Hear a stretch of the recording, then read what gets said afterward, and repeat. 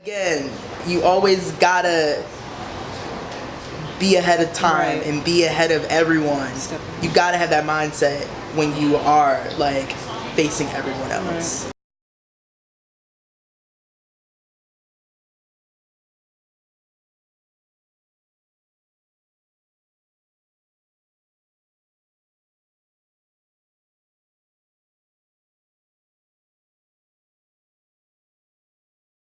I have to exceed expectations. I can't just do good. I have to do excellent. I have to do amazing.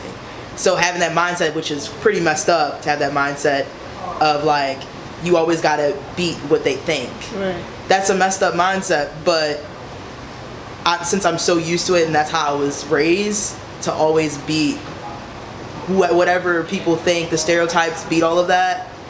That it's just like I've never felt myself in an uncomfortable place and no support, because I know that I have to always beat that expectation. Because black women, that's the first thing I feel like we're taught, is that we have to be not necessarily better than everyone else, but better than ourselves, basically. So we're constantly climbing up the ladder. With me, I'm always doing, if not more than more than more. And it kind of, in certain situations I don't feel support because I'm not necessarily praised as much as I feel like it should happen, or as often, I should say, not as much. So yeah, that's just my opinion about it, but I definitely understand where you're coming from. I feel like every black woman has gone through that. And especially like if you're, think about minorities, like when you're a black woman, and then also I've got the third one of being a lesbian. Yeah. Like all around, that's like you got the three bad, well, not bad, but like the three minorities that people are like triple threat. Yeah. So it's just like you always gotta be ahead of time and be ahead of everyone.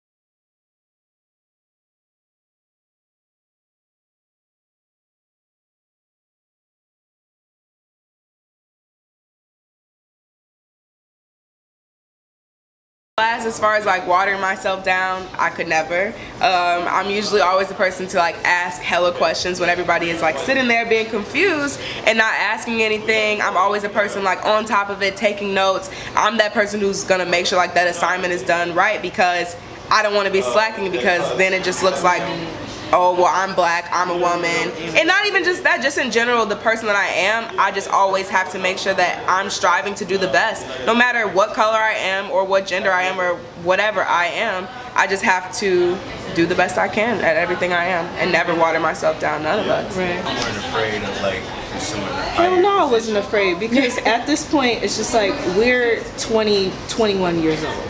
There's no room for us to be afraid in the world that we live in right now. Not afraid to chase our dreams, because that's going to hold us back, period. We don't have time for that.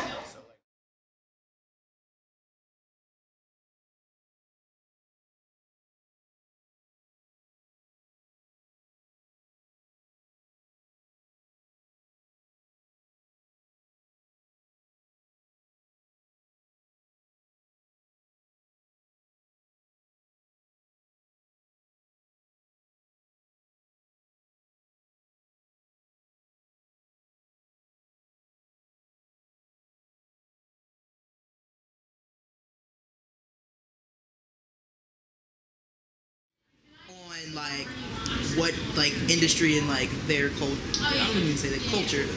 Fuck the culture. I mean, I just try to become well-rounded with the industry. Right. So like I'm already well informed of the black entertainment industry. Now I'm informing myself about just the industry in general. So I don't say I water myself down, I educate myself more. And it's nothing wrong with that. Like that's good to have. It's good to know. But watering myself down For hell no. For what? Yeah, it's like Not no. even when projects like if I got the opportunity to make a song or make some type of multimodal thing, it's gonna be about Taking it blackness. over, right? I'm letting them know like I'm here. I'm gonna educate y'all too, and It's gonna be great. yeah, We all gonna learn from each other. pretty much. Yeah.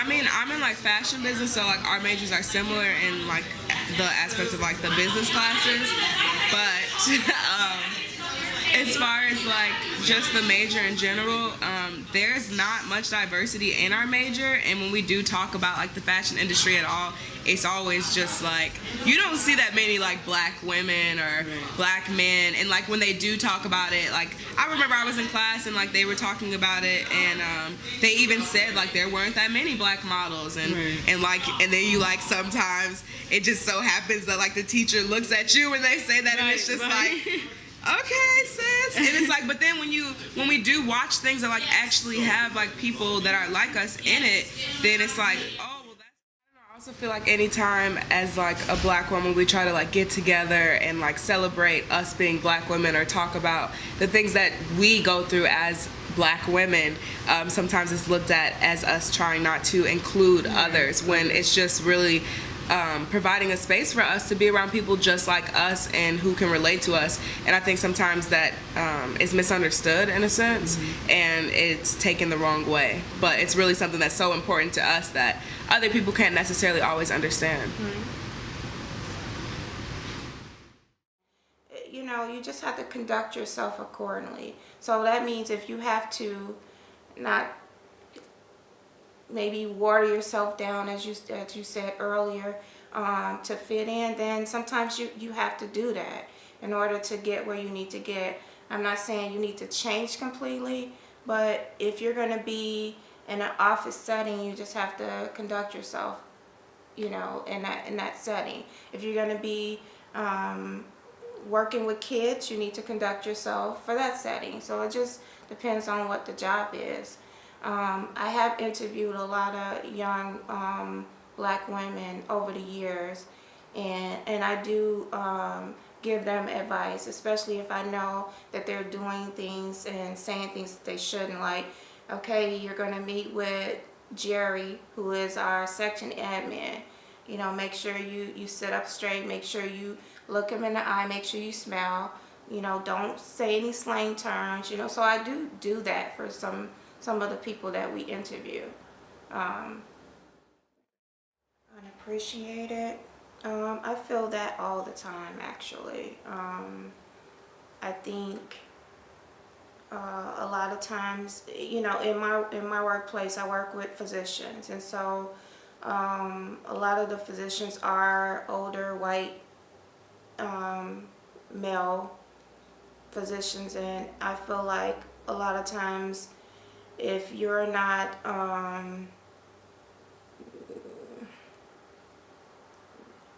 have the education that they think you should have, they kind of look down on you. There's this one physician who, although I moved up in management, he doesn't care for me at all, and I don't understand why that is. The only thing I can think of is because I'm a black woman. I worked in the area that was predominantly white, and I had a manager there that did not really care for black people. He was racist. Every chance and opportunity he had to embarrass me in front of my clients, he would. Very demeaning. And I took a lot from him. And one day I just had enough, and I said, you know, he picked the wrong day. And we got into a screaming, shouting match in my department that was full of clients. He tried his best to have me terminated, but everyone in the company knew the abuse that I took from him. and they decided to stand up for me instead of him. After that incident, he was transferred, and I was still standing there with my job, fortunately.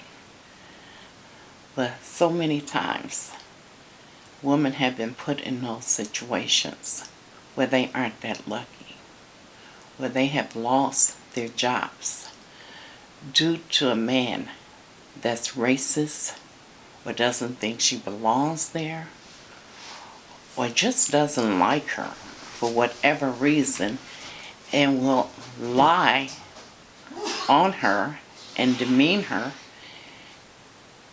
all through the time that she's working for that company.